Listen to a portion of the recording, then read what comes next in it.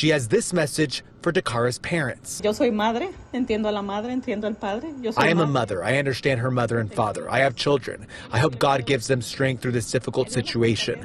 I really lament that it was a family member of mine, my cousin. I am really sorry. Well, there you have it, folks. So this brings us to the main question, why? Why is a 19-year-old black woman's murder ignored? The answer is simple and it's ugly. Her murder doesn't fit the narrative. It actually messes it up because the whole Black Lives Matter organization runs on a very specific villain.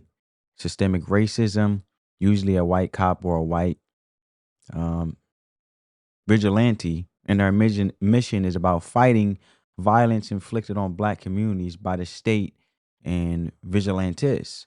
And now look at Dakara's case. The victim is a black woman, but the alleged killer isn't a cop or a white supremacist, as they like to paint it out to be. He's a 35-year-old illegal immigrant from Guatemala.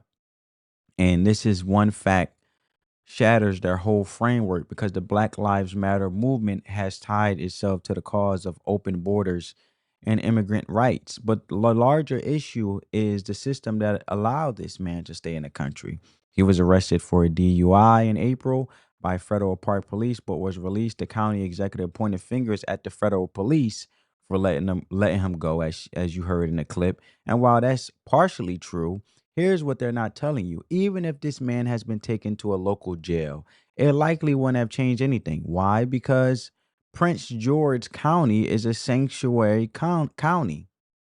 That means they don't cooperate with ICE.